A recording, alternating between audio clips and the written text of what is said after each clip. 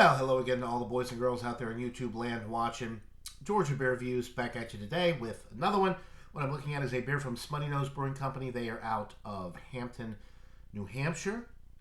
This is the Finestkind IPA. It is an IPA clocking in at 6.9% ABV. Best by date, November 15th, 2023, so we are still within the freshness date. With this one, I bought a fall variety pack, and this was included in that. This is the only one that was really not fall. This is just their standard IPA, which I've never had before, and they threw it in there. This one has the best by date is nearest for this particular beer, so they threw it in, I guess, to the fall variety pack to get rid of it, which is fine because it's still within the freshness date, but we're looking at about just under a month out for the best by date. So not super fresh, but still within the best by date. I don't know if it's 3 months, 6 months. I don't know how they do their best buys. I really wish they had a born on date or a canned on date. Would be better than the best by date. I think all breweries should really do that. But anyway, that's neither here nor there. So Smuttynose Brewing Company was bought out back in 2018 by Runnymede Investments, which is a venture capital and investment firm based in Northampton, which is right down the road from the actual brewery. And I've been to the brewery. It's still there. So really not much has changed other than they don't really do a lot of barrel-aged beers anymore. They do a lot of standard beers like this. So a lot of people, I think, kind of lost interest in Smuttynose because they did a lot of experimental beers, a lot of barrel-aged type beers, cellared beers, and they really just do a lot of the standard beers like this now. So this is one of their most popular beers.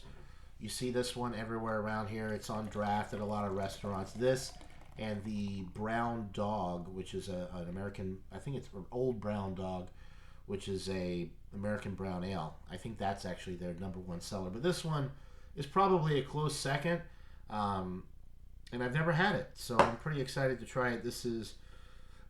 There's a pour. I poured it pretty aggressively. It's got a nice kind of creamy and frothy head.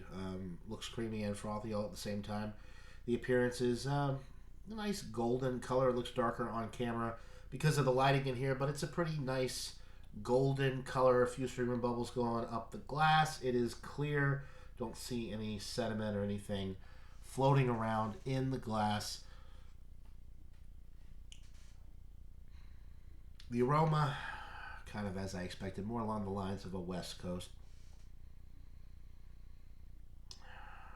Citrus, lemon, tangerine.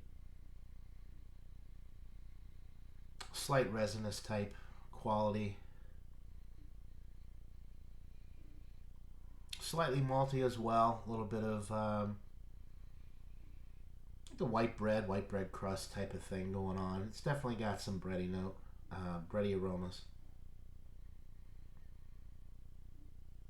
It smells good, but it's not really, I can already tell just based off of the nose, this is not really the type of IPA that I would gravitate towards. It doesn't mean that it's not a quality product, but I would say just based off of the aroma, if you like West Coast, more traditional, hoppy, bitter, piney, resinous, grapefruit, lemon type citrus notes in your IPAs, this might be one for you. It smells good though. There's nothing off with it. So without further ado, let's get into this brew. Cheers.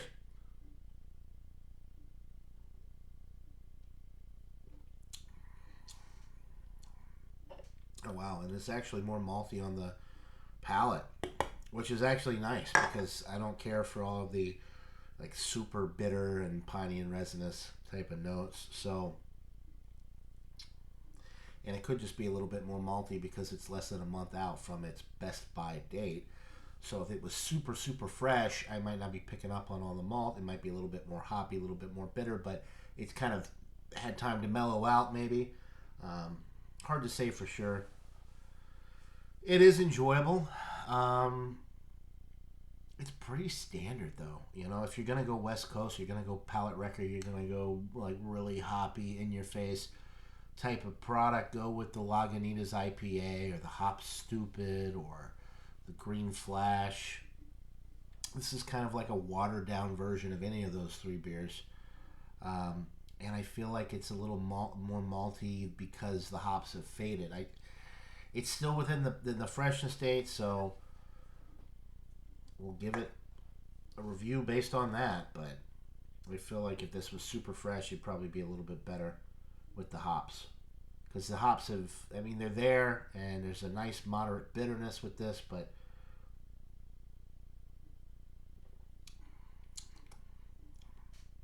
I feel like it's weirdly malty for an IPA.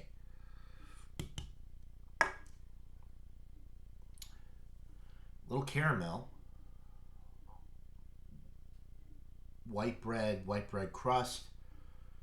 The citrus is there, that piney resinous quality is there, but it's really not as much as I thought it was going to be based off of the aroma, which for me personally, I think that's a good thing. It's very well balanced between the malt and the hops. There's no alcohol presence, and it finishes smooth, clean, crisp, refreshing, medium carbonation, light body. 6.9 alcohol, kind of getting up there, but it drinks like a 5 to 5.5%er, so that's very nice. Yeah, it's a winner. It probably is in the excellent range. I have to rate it for what it is, which is just a pretty standard IPA. I still think it's a little past its prime. I think it's the malt's coming through a little bit more than they intended because it's not super fresh. But it is nicely balanced, and the hops that are there are nice. Citrus pine, lemon zest. There's not really grapefruit though, which is typical of a West Coast. We're really not getting grapefruit. But it's definitely citrus and piney and resinous. And it is enjoyable. I'm going to go 90 out of 100. It is excellent, but just so. There are so many better IPAs that kind of fall into this category. I would recommend Lagunitas, and it's more widely available than the Smuttynose. But if you can get Smuttynose beers in your area, the Finestkind IPA is a good kind of more West Coast type of IPA. It reminds me of the Founders All Day with the label there. There's like a camper, a trailer on there. The Founders IPAs are better than this as well. This is excellent, but it's on the lower end, and I think if you like this particular type of IPA, you probably would give it a little bit higher rating, but I just don't really care for this particular style of IPA.